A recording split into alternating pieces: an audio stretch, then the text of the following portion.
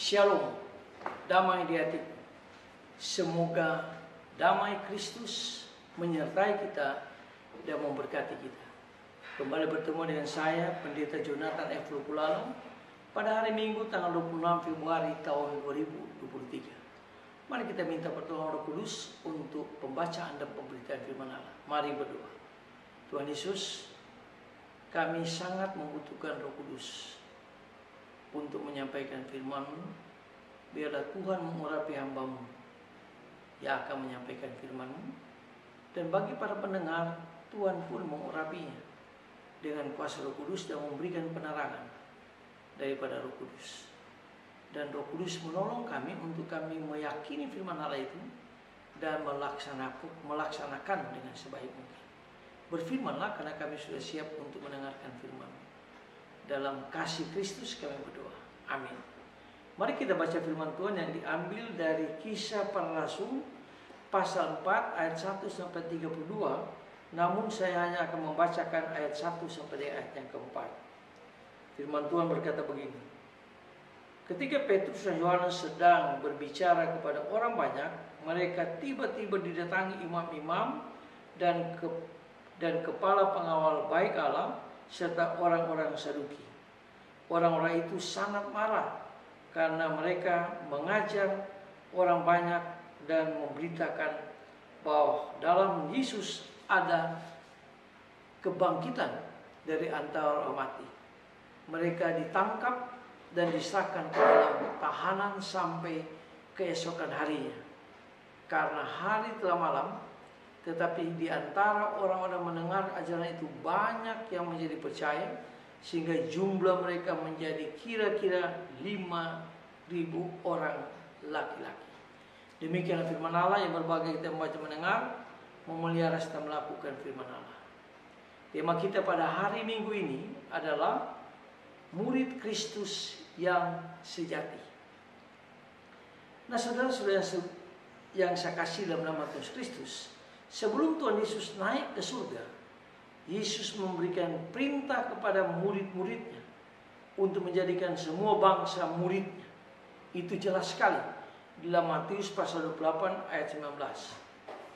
Jadi diperintahkan ya untuk pergi, bukan untuk menonton, bukan menjadi supporter, dan bukan juga menjadi tim pengembira.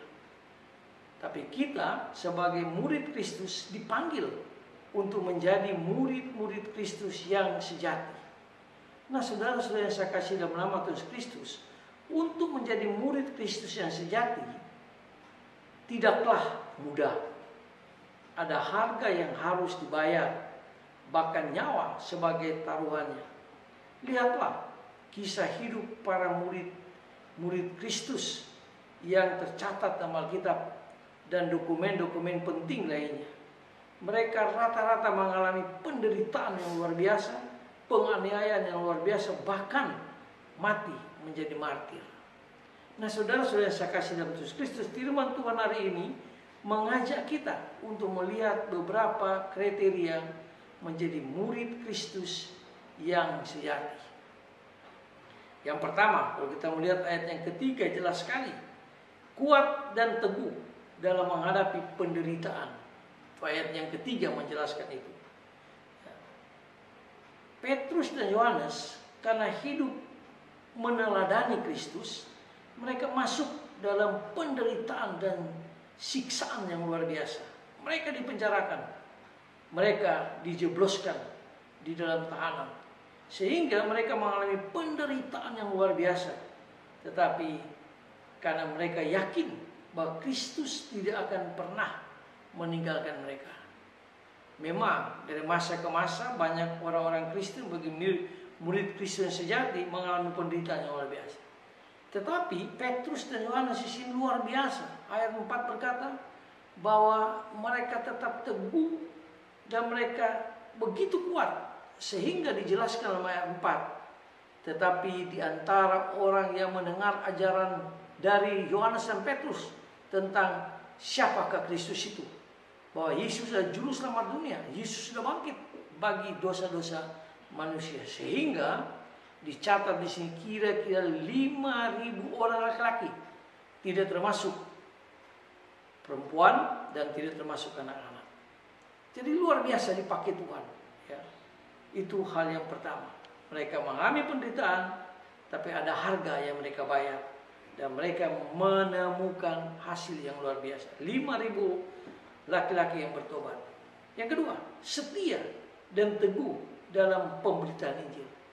Itu dijelaskan dalam ayat 5-12. Di hadapan para pemimpin Yahudi, tua-tua, ahli Taurat, dan imam besar, bahkan orang Yahudi, orang Saduki. Mereka menyidangkan mereka dengan berani atas pertolongan Roh Kudus. Mereka teguh dan berani memberitakan Injil Yesus Kristus. Sehingga pemberitaan Injil ini adalah tugas dan kewajiban manusia, murid-murid sejati, bukan kelompok-kelompok tertentu. Tapi menjadi murid yang sejati, dia harus berani memberitakan Injil. Kata Paulus di dalam 1 Korintus sekian, dia katakan bahwa celakalah aku jika aku tidak memberitakan Injil. Jadi kita harus memberitakan Injil dimanapun kita berada, kalau kita mau menjadi murid yang sejati. Yang ketiga, memperhatikan perubahan hidup dari kuasa Kristus. Ayat 13 sampai ayat 16. Petrus dan Yohanes memperlihatkan gaya hidup yang berbeda, walaupun mereka hanya orang biasa yang tidak terpelajar, tetapi kuasa Roh Kudus, kuasa Kristus dinyatakan dalam diri mereka, sehingga mereka dipakai Tuhan secara luar biasa. Jadi Tuhan memakai kita yang setia, bukan memakai kita orang yang pintar atau orang bodoh, bukan. Tapi kita yang setia dan kita mau berubah dalam kuasa Kristus, maka Tuhan akan memakai kita. Seperti Petrus dan Yohanes, orang-orang sederhana, nelayan, tetapi Tuhan pakai mereka secara luar biasa, sehingga ada 5.000 laki-laki, bahkan perempuan dan anak-anak. Kalau kita hitung total semua misalnya, mungkin ada sekitar 15.000 orang yang percaya pada Kristus pada waktu itu. Kenapa?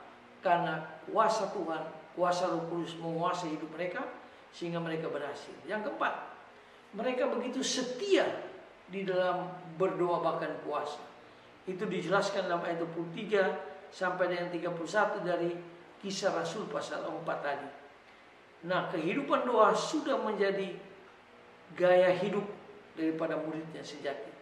Mereka ingat beberapa waktu lalu Roh Kudus dicurahkan manakala mereka berdoa dan puasa di atas ruang yang disediakan oleh Tuhan. Doa menggerakkan tangan Tuhan untuk menolong banyak murid-murid yang sejati.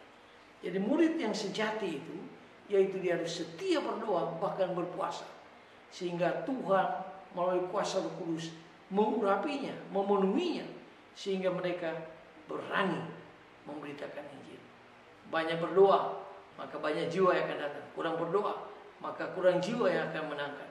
Apalagi tidak berdoa, tidak ada jiwa. Itulah sebabnya mari kita banyak berdoa, banyak bergumul, berdoa puasa, supaya di era yang teknologi yang luar biasa ini banyak orang yang berjumpa dengan Kristus. Milikilah doa dengan kesetiaan. Lalu yang kelima, memiliki kesatuan hati. Ayat 12. Ayat yang ke-32. Satu hati, satu jiwa, dan satu tujuan adalah kunci kemuliaan Kristus dinyatakan. Dengan bersatunya murid-murid Kristus yang sejati, dunia akan tahu Yesuslah Tuhan dan Juru Selamat dunia. Memang harus ada kesatuan. Mudah-mudahan gereja-gereja yang tergabung di PGI, gereja-gereja yang tergabung di PGLI, dan gereja-gereja yang tergabung di Advent mungkin, dan yang lain-lain, menyatu semuanya. Satu tujuannya aja, yaitu memberitakan Allah Tritunggal di dalam Kristus. Memberitakan kemuliaan Allah Tritunggal di dalam Tuhan Yesus. Dan saya kira dunia akan terkagit-kagit melihat banyak orang yang berjumpa dengan Kristus di tengah-tengah dunia makin hari makin bengkok ini. Tengah-tengah dunia makin hari makin dipenuhi dengan dosa. Tapi kalau kita berani menyatu bersama Kristus, menyatu semua gereja, maka Injil dapat diberitakan dengan sebaik-baik mungkin. Lalu ayat 13 ditutup, ketika sidang itu melihat keberanian Petrus dan Yohanes dan mengetahui bahwa keduanya orang biasa yang tak terpelajar, heranlah mereka, dan mereka mengenal keduanya sebagai murid Kristus yang sejati.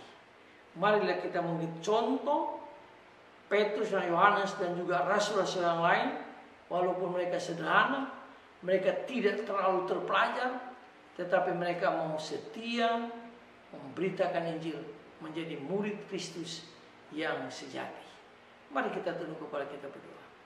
Tuhan Yesus, ampuni kami jikalau kami tidak menjadi murid Kristus yang sejati.